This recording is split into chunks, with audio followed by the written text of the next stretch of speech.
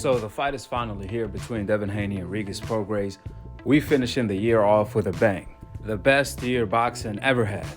And what better way to end it than Devin Haney versus Regis Prograis. The build-up has been crazy and the energy at the fight has been even more crazier, as you guys seen at the press conference and the weigh-in.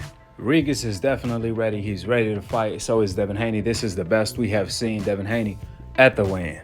I truly believe we're going to see the best version of Regis. Remember, Regis' last fight, that was a late replacement. He was supposed to fight Liam Paro, who was a southpaw that was aggressive. However, his replacement opponent ended up being an orthodox fighter that actually moves around. So it was a completely different style to what he was preparing for, which that's not the case for this fight. Regis even revealed this has been his longest training camp. He has never trained harder for any opponent like he did for Devin Haney, so you can expect the best version of Regis yet.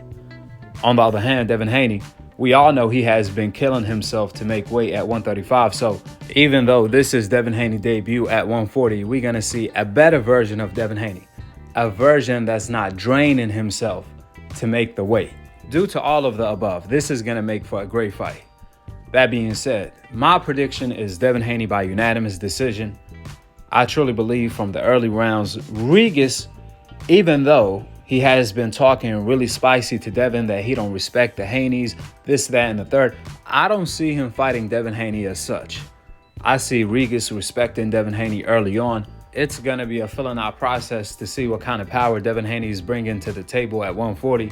Then as the fight goes on, I see Regis Prograis applying pressure. However, it's going to be smart pressure. I don't see him just running in there, because if he does, that's actually going to favor Devin Haney, because then Devin Haney is going to be able to catch him coming in. In fact, I actually see Regis attempting to counterpunch Devin Haney with the overhand left or the right hook just as much as he's pressuring, if not more. A big part of Regis' game is actually counterpunching. He really doesn't have a jab. Regis' jab is more of a range finder to actually gauge his distance or set up a counter. Majority of the times, Regis has his lead hand low, which is going to make him vulnerable for Devin Haney long jab.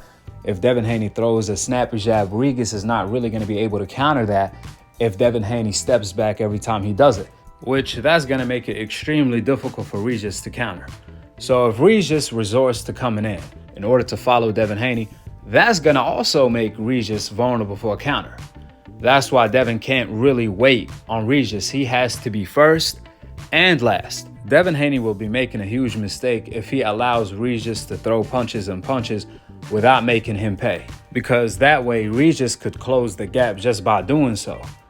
Devin Haney has to earn Regis' respect early to let him know, if you come in recklessly, you can hit the deck.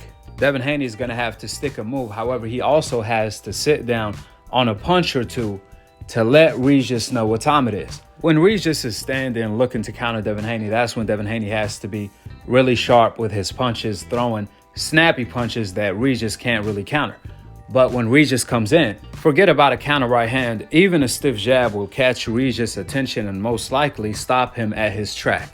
So I'm looking forward to see how Regis is going to be able to close the gap on Devin Haney without the high guard. Like I mentioned earlier, majority of the times Regis has his lead hand low, which that's going to make him vulnerable for a check left hook coming in off of the pivot coming from Devin Haney. And whenever Regis is standing there not set to punch or at the wrong position, that's when the Andre Ward overhand left hook will come in really handy for Devin Haney if he can execute that.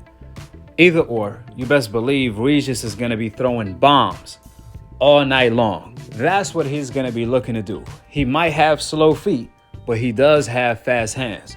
That's why Devin Haney has to be responsible defensively and offensively. Every time he throws a punch or counters, he has to be responsible defensively. Additionally, Regis himself is not really that easy to hit. He has a pretty good defense despite what people believe. That's why the combination of his defense, his hand speed, his power, and strength, that's going to present a puzzle for Devin Haney to solve, because he has to be on his P's and Q's all night long. But just like a lot of people only see Regis winning this fight by knocking out Devin Haney, if Regis doesn't respect Devin Haney in the ring, you best believe he can get hurt also. That's my take. Go ahead and drop your prediction in the comments section below. I got Devin Haney by unanimous decision. Who are you picking and why? Subscribe below and to be continued on the next episode of AKHi TV. Peace. Alaikum assalam wa rahmatullahi wa barakatuh.